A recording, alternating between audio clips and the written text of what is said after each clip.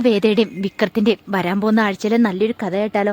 അതിനു മുമ്പായി ആദ്യമായി കാണുന്നവരുണ്ടെങ്കിൽ ചാനൽ ഇഷ്ടപ്പെട്ടാൽ ഒന്ന് സബ്സ്ക്രൈബ് ചെയ്യാൻ മറക്കരുത്. വീഡിയോ ഇഷ്ടപ്പെടുവാണെങ്കിൽ ലൈക്ക് ചെയ്യാനും നിങ്ങളുടെ വിലയേറിയ അഭിപ്രായങ്ങളൊക്കെ രേഖപ്പെടുത്താനും മറക്കരുത് കേട്ടോ. അങ്ങനെ നമ്മൾ കാണുന്ന വിക്രത്തെ വേദ വീട്ടിലേക്ക് കൂട്ടിക്കൊണ്ടു വന്നായിരുന്നു. വീട്ടിലേക്ക് കൂട്ടിക്കൊണ്ടുവരുന്ന ഏറ്റവും സേഫ് എന്ന് വേദയ്ക്ക് തോന്നി. കാരണം ഇനിയിപ്പോൾ വേറെ ഒരിടത്തും കൊണ്ടേ വിക്രത്തെ താമസിപ്പിക്കാൻ പറ്റില്ല. വാസവൻ്റെ ആൾക്കാരോ പോലീസോ അവിടെയൊക്കെ അന്വേഷിച്ച് വരും. അപ്പോൾ ഒരു കണക്കിന് ഏറ്റവും നല്ലതെന്ന് പറഞ്ഞിട്ടുണ്ടെങ്കിൽ വിക്രത്തെ വീട്ടിലേക്ക് കൊണ്ടുവരുന്ന. അപ്പോൾ അതാകുമ്പോൾ ആർക്കും ഒരു സംശയമൊന്നും തോന്നത്തില്ലല്ലോ.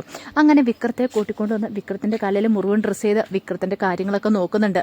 അന്നത്തെ രാത്രിയിൽ വേദയ്ക്കും വിക്രത്തിനും ഉറങ്ങാൻ പറ്റുന്നുണ്ടായിരുന്നില്ല. കാരണം വേദയ്ക്കറിയാം താൻ ഏറ്റെടുത്തിരിക്കുന്ന റിസ്ക് എത്ര വലുതാണെന്ന്. അതുപോലെ തന്നെ വിക്രത്തിന് നല്ല ഭയം ഉണ്ടായിരുന്നു, താൻ കാരണം വേദയ്ക്ക് എന്തെങ്കിലും സംഭവിക്കുമെന്ന്. പക്ഷേങ്കിൽ വേദ പറഞ്ഞു, അതെ വിക്രം പേടിക്കൊന്നും വേണ്ട, ഇവിടേക്ക് ആരും അന്വേഷിച്ച് വരാനൊന്നും പോകുന്നില്ല എന്ന് പറഞ്ഞു. അങ്ങനെ പിറ്റേ ദിവസമായി കഴിഞ്ഞപ്പോഴത്തേനും വേദ പുറത്തുപോയി വിക്രത്തിന് ഇടാനുള്ള കുറേ ഡ്രസ്സും കാര്യങ്ങളൊക്കെ വാങ്ങിച്ചുകൊണ്ടിരുന്നുണ്ട്. വിക്രം ഇട്ടിരുന്ന മുഷിഞ്ഞ ഡ്രസ്സ് മാത്രമായിരുന്നു വിക്രത്തിനുണ്ടായിരുന്നേ.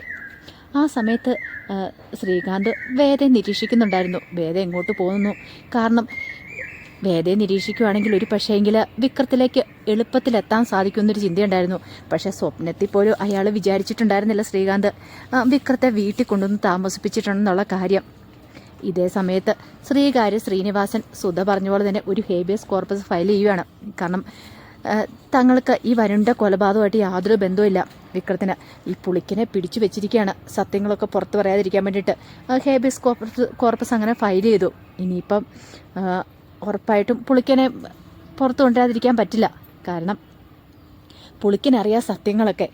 പക്ഷേ വിക്രത്തിനെ മാത്രം കണ്ടില്ല. അങ്ങനെ പറഞ്ഞിട്ട് ഹേബിയസ് കോർപ്പസ് ഫയൽ ചെയ്തില്ല. വാസവനാണ് പിടിച്ചു വെച്ചിരിക്കുന്നതെങ്കിൽ വാസവൻ എന്തായാലും പുറത്ത് കൊണ്ടുവരേണ്ടതായിട്ട് വരും. പക്ഷേങ്കിൽ വിക്രത്തിൻ്റെ പേര് കൊടുത്തിട്ടുണ്ടെങ്കിൽ ഉറപ്പായിട്ടും വിക്രത്തിനെ അവരെന്തെങ്കിലും ചെയ്യുമോ എന്നൊരു പേടി കാരണം വിക്രത്തിൻ്റെ പേര് കൊടുത്തിട്ടില്ല. ഹേബിയസ് കോർപ്പസ് ഫയൽ ചെയ്തിട്ടുണ്ടെങ്കിൽ ചിലപ്പം വിക്രത്തെ അവർ ഈ ഇലക്ഷൻ കഴിയുമ്പോൾ തീർത്ത് കളയുന്നൊരു ചിന്ത ശ്രീനിവാസനുണ്ടായിരുന്നു. പക്ഷേ പുളിക്കനെ എന്തെങ്കിലും ചെയ്താലും പ്രശ്നമില്ലെന്നൊരു ചിന്താഗതിയായിരുന്നു ശ്രീനിവാസന്. കാരണം ഇത്രയും കാലം കൂടെ നടന്നിട്ട് അവനിങ്ങനെ ചതിച്ചിട്ടുണ്ടെങ്കിൽ അപ്പോൾ അതിനുള്ള തക്കതായ ശിക്ഷ അവന് കിട്ടുകയും ചെയ്യണമല്ലോ. പിന്നീട് വേദ വിക്രത്തിൻ്റെ കാര്യങ്ങളൊക്കെ നല്ല ഭംഗിയായിട്ട് നോക്കുന്നുണ്ടായിരുന്നു. വിക്രത്തിന് കഴിക്കാനുള്ള ആഹാരങ്ങളൊക്കെ ആരും കാണാതെ വേദ മുറിയിലേക്ക് എടുത്തുകൊണ്ട് വരും. അങ്ങനെ വിക്രത്തിന് കൊണ്ടേ കൊടുക്കും. ആർക്കും ഒരു സംശയം തോന്നാത്ത രീതിയിലായിരുന്നു കാര്യങ്ങളൊക്കെ ചെയ്തുകൊണ്ടിരുന്നത്. കാരണം അടുക്കളയിലാണ് പത്മയുള്ള സമയത്ത് വേദം മാറിയിരിക്കും. ആഹാരമൊന്നും കഴിക്കില്ല, എല്ലാവരോടും ഒപ്പം ഇരുന്ന് കഴിക്കത്തില്ല. പിന്നെ കഴിച്ചാളാന്ന് പറഞ്ഞ് മാറിയിരിക്കും. പിന്നീട് ആരും കാണാതെ ആഹാരം എടുത്തുകൊണ്ട് വന്ന് വിക്രത്തിന് കൊടുക്കും. ഒരു ദിവസം ഇതുപോലെ വിക്രത്തിനുള്ള ആഹാരം മുറി വെച്ച് കൊടുത്തുകൊണ്ടിരിക്കുന്ന സമയത്താണ് കഥയെ മുട്ടുന്ന കേട്ടെ ഒരു നിമിഷം വേദം ഞെട്ടിപ്പോയി. വിക്രമായിട്ട് സംസാരിച്ചിരിക്കുമായിരുന്നു. ശങ്കരനാരായണനായിരുന്നു വന്ന് കഥയെ മുട്ടിയത്. അപ്പോഴേക്കും വേദയ്ക്ക് എന്ത് ചെയ്യണമെന്ന് അറിയത്തില്ല. വിക്രത്തോട് പറഞ്ഞു, വിക്രം എങ്ങോട്ടേലും ഒന്ന് മാറിക്കോളാൻ പറയാണ്. കാരണം അച്ഛനകത്തേക്ക് കയറുന്ന പ്രശ്നമാവും. വിക്രം പെട്ടെന്ന് എന്ത് ചെയ്തു? ബാത്റൂമിലേക്ക് കയറിയിരിക്കുകയാണ്. വേദയ്ക്കാണെങ്കിൽ ഒരു പേടിയുണ്ട്. അച്ഛൻ ഇനി എന്തെങ്കിലും സംശയം തോന്നിയിട്ടാണോ എന്നൊരു ചിന്തയൊക്കെ മനസ്സിലുണ്ടായിരുന്നു. സംസാരിക്കുന്ന കേട്ടോ, പതുക്കെ ശബ്ദം താഴ്ത്തിയാണ് സംസാരിക്കുന്നത്, എങ്ങാനും കേട്ടോ എന്നൊരു ചിന്ത.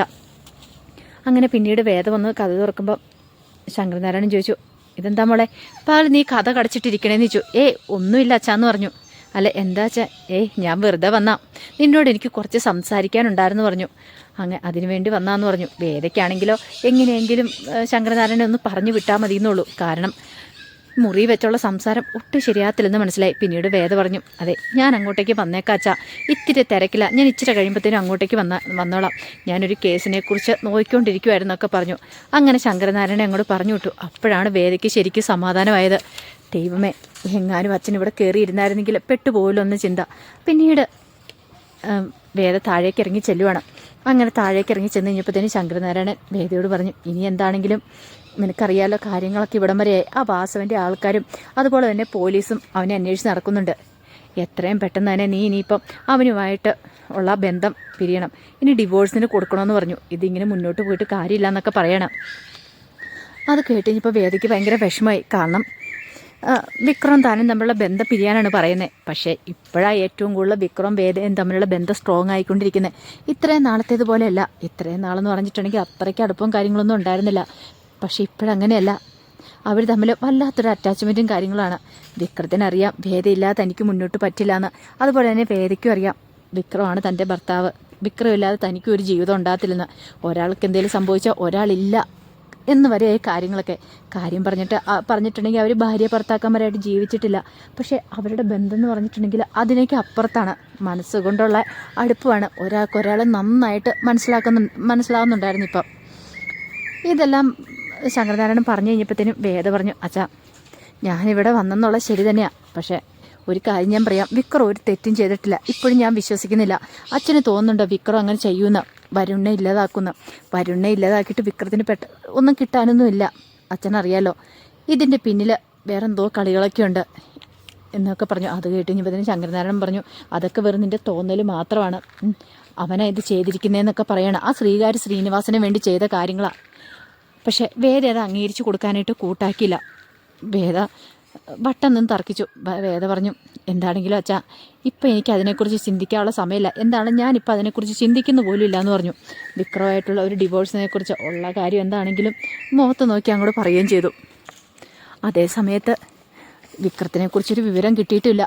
ശ്രീകാന്ത് ചന്ദ്രശേഖരനും തമ്മിൽ കണ്ടുമുട്ടി സംസാരിക്കണ സമയത്ത് ശ്രീകാന്ത് പറഞ്ഞു, അവൻ എവിടെയാണ് മറിഞ്ഞിരിക്കണമെന്ന് അറിയത്തില്ല. SI സാബുനിട്ട് പണി കൊടുത്തിട്ട് അവൻ എവിടെയോ പോയി മറിഞ്ഞിരിക്കുന്നുണ്ട്. നമ്മുടെ ഓരോ നീക്കങ്ങൾ അറിഞ്ഞുകൊണ്ട് തന്നെയാന്ന് പറഞ്ഞു. അപ്പോഴേക്ക് ചന്ദ്രശേഖർ പറഞ്ഞു, വിക്രം അല്ലേ ആള്? വേദയാ ഒളിപ്പിച്ച് വെച്ചിരിക്കുന്നെങ്കിൽ ഒരു പക്ഷേ നിന്റെ വീട്ടിലായാലും ചാൻസ് ഉണ്ടെന്ന് പറഞ്ഞു. വീട്ടിലോ? അതെ, സൂക്ഷിക്കണം. ചിലപ്പോൾ നിന്റെ വീട്ടിൽ കൊണ്ടൊന്ന് ഒളിപ്പിച്ച് വെച്ചിട്ടുണ്ടോയെന്ന് അറിയത്തില്ല. അവിടെ ആകുമ്പോൾ ആരും പ്രത്യേകിച്ച് സംശയിക്കത്തൊന്നും ഇല്ലോ എന്ന് പറഞ്ഞു.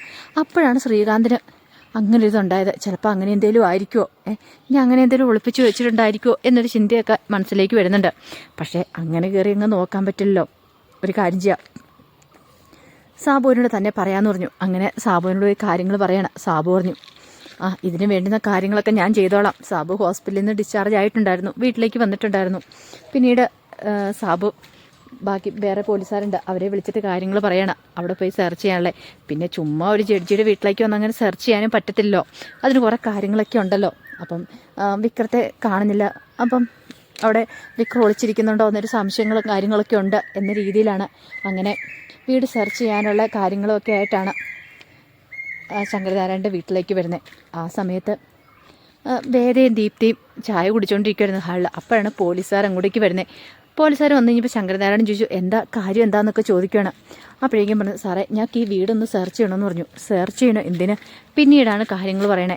അതെ, ഇവിടെ വിക്രസുധാരൻ എന്ന് പ്രതി ഒളിച്ചിരിക്കുന്നുണ്ടോ എന്ന് ഒരു രഹസ്യ വിവരം കിട്ടിയിട്ടുണ്ട്. അപ്പോൾ അതിൻ്റെ അടിസ്ഥാനത്തിൽ അങ്ങനെയാണ് പറയുന്നത്. അപ്പോൾ ഞങ്ങൾക്ക് ഈ വീട് സെർച്ച് ചെയ്യണമെന്ന് പറയാണ്. അത് കേട്ടപ്പോൾ ശങ്കരനാരായണൻ പറഞ്ഞു, എന്താണെങ്കിലും ഈ വീട്ടിൽ അങ്ങനെ ആരുമില്ല. നിങ്ങൾക്ക് അങ്ങനെ സെർച്ച് ചെയ്യണമെങ്കിൽ നിങ്ങൾ സെർച്ച് ചെയ്തോ, എനിക്ക് അതിനകത്ത് വിരോധവും ഇല്ലെന്ന് പറഞ്ഞു. സെർച്ച് വാറണ്ടും കാര്യങ്ങളൊക്കെ ഉണ്ടായിരുന്നു. അങ്ങനെ ഒടുവിൽ പോലീസുകാർ സെർച്ച് ചെയ്യാൻ തുടങ്ങുമ്പോഴത്തേനും വേദയ്ക്ക് ടെൻഷൻ. ദൈവമേ, ഇനിയിപ്പോൾ എന്ത് ചെയ്യും? വിക്രത്തിനെ പിടികൂടുമോയെന്ന് വല്ലാത്തൊരു ബുദ്ധിമുട്ടായിരുന്നു.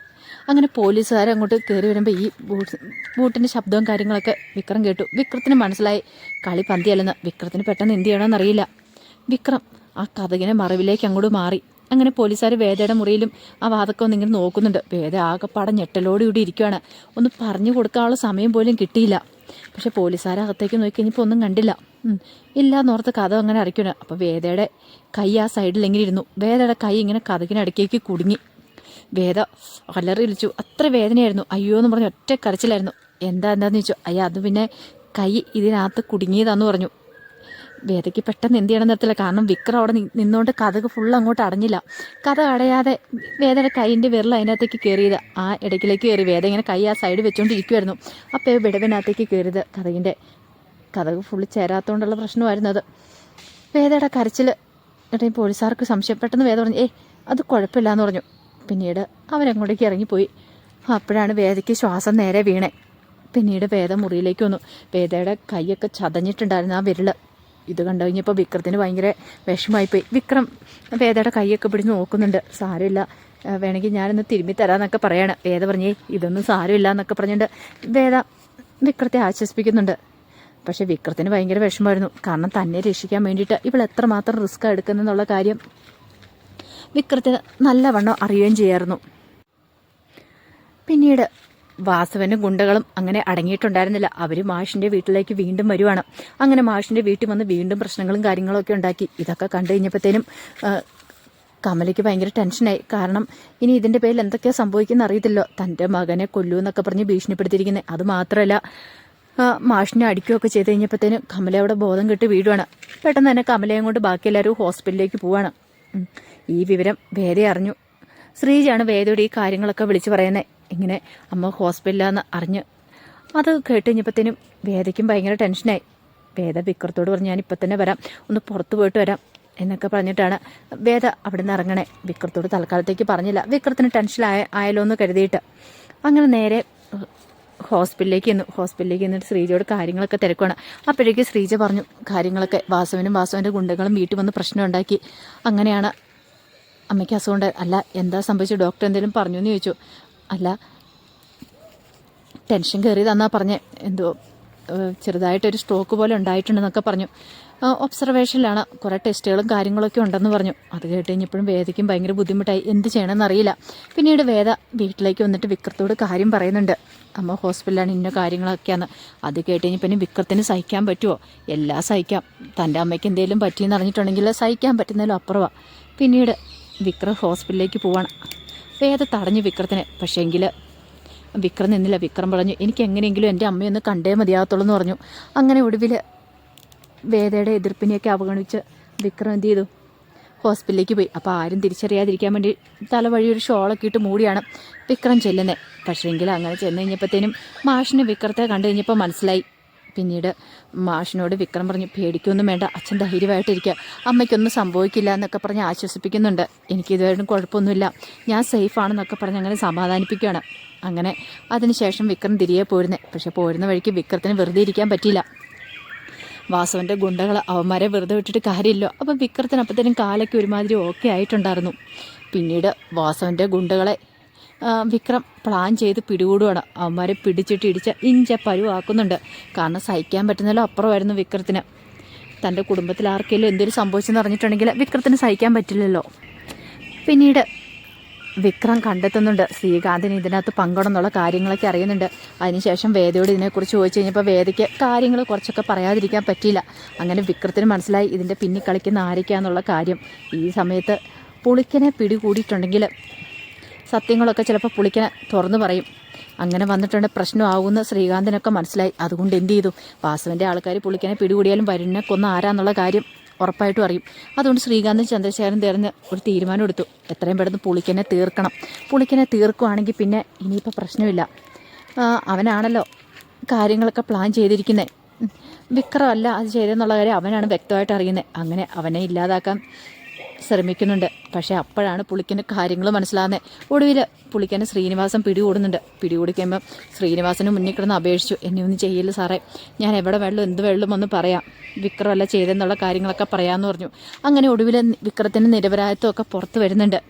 വേദ വിക്രത്തിന് വേണ്ടി കോടതിയിൽ ഹാജരാകുന്നുണ്ട്.